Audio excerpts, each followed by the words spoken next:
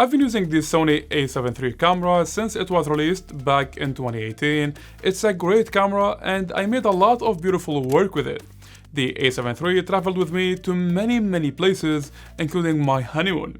So there is a deep relationship between us. And because I do photography and I make videos at the same time, having such a hybrid camera is the best bargain for me. But why recently I switched to the A7 IV. So in this video, we'll share my experience using the new camera and what I like and dislike about it. I mean compared to my old one. And we'll discuss if the upgrade from the A7 III is a good move. So you make up your mind as well. Omahi, and let's get started.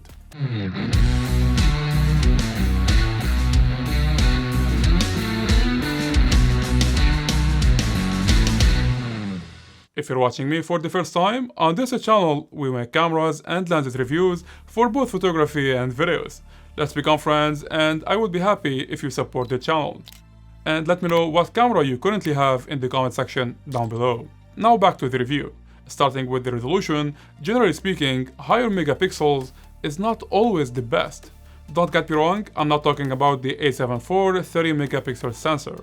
I'm raising a flag why I don't go for the A7R IV camera, the 60 megapixel sensor. Bear in mind, the higher the megapixels, the bigger the raw files are. And when covering an event, or a wedding for example, you're not gonna do less than 1,000 pictures. Now, if your computer is not fast enough, imagine the struggle working on these files. Therefore, 30 and 24 megapixel sensors are the best for my photography. The new camera has a lot of new features, but you can live without them. It's not the end of the line. The A7 III does a pretty good job. And on the personal side, I mainly switched to the A7 IV because of the better viewfinder resolution, better screen resolution, the 422 video, which is a deal crusher. Although the A7 IV body is slightly bigger than the A7 III and the grip is deeper, the A7 III was okay for me, because I use a battery grip for photography and a cage for video as you see here. But after using the camera for a while, I don't really like the articulating screen. Flip-up screens is my taste for many reasons. I mean, like here when having some cables, for example, connected to the camera, it's impossible to rotate the screen, because these cables block the way. And when doing overhead shots, I found that the screen is not exactly flipped 180 degrees, and that makes me annoyed. Take it or leave it, but for someone who likes perfection, it's not what I wish to see. So far, this was the only flaw I noticed in the A7 IV camera. This video is sponsored by HookSounds.com. HookSounds has a huge music library, intros, and sound effect library. And with one single license, you can use the music anywhere, anytime, whether on the internet or commercial. And you get different music versions as well. No third party is involved and all music are made in-house. Check it out, and if you like it, use the coupon code OMA10 and enjoy 10% off on unlimited downloads. We'll keep the link down below.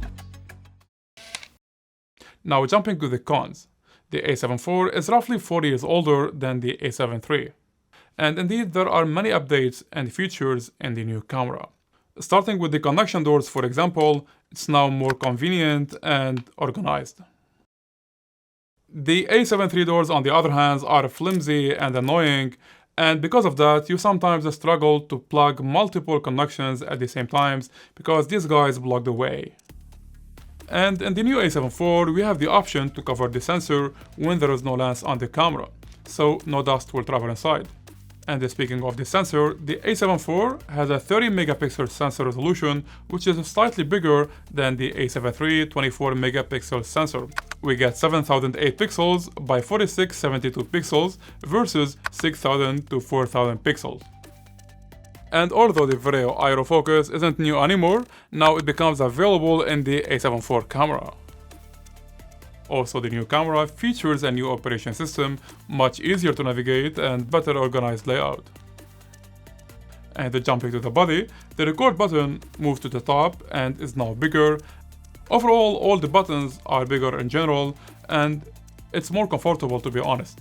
In the new camera, we get a quick switch dial to switch between still, video, and SNDQ mode.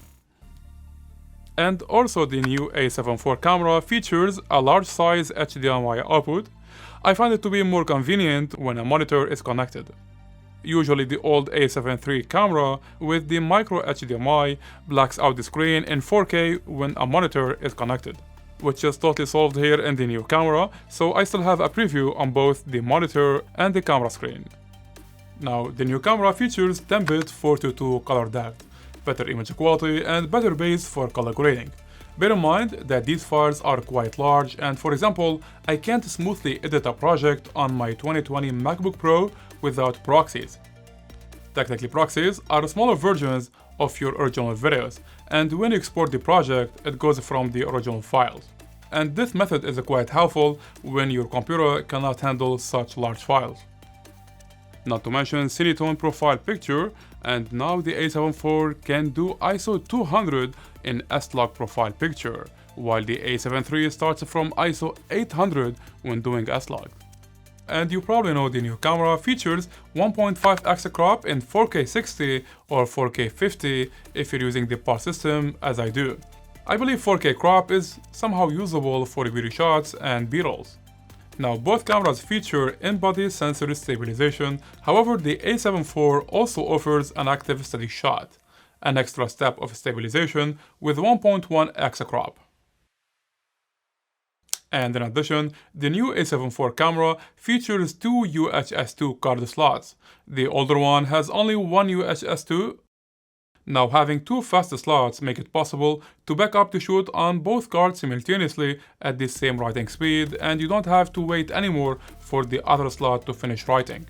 And also the A7IV has one slot that can read CF Express Type A card, but in fact it doesn't add any value to your workflow because the A7IV maximum bitrate video can be done on USH2 SD card.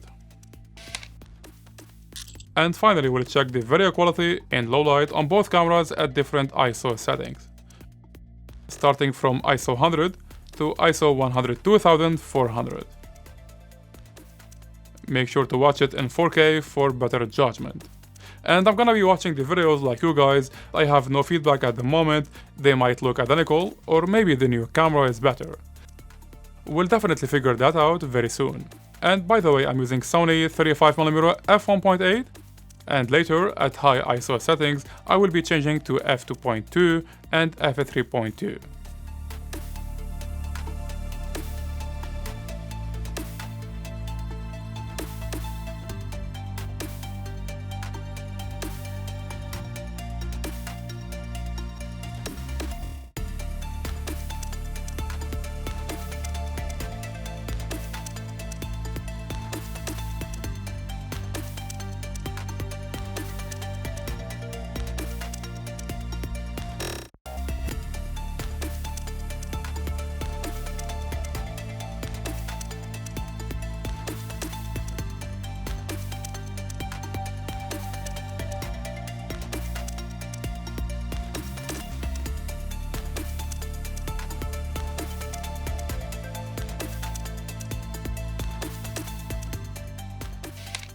Generally speaking, the new camera offers a better user experience, and I believe if you own an A7 III and you're already happy with it, the time to switch didn't come yet, and probably another new camera will catch your eye. And personally, the A7 IV is not quite an upgrade for me, but I got a discount and I had some money to invest. But if you need better features in general, it's no doubt the A7 IV is a better camera. Let me know which camera you will go with in the comment section down below. And I hope this video helped in making your decision. Thumbs up if you found this video helpful, and bump that subscribe button for more camera reviews. This was Oma, and see you guys in another one.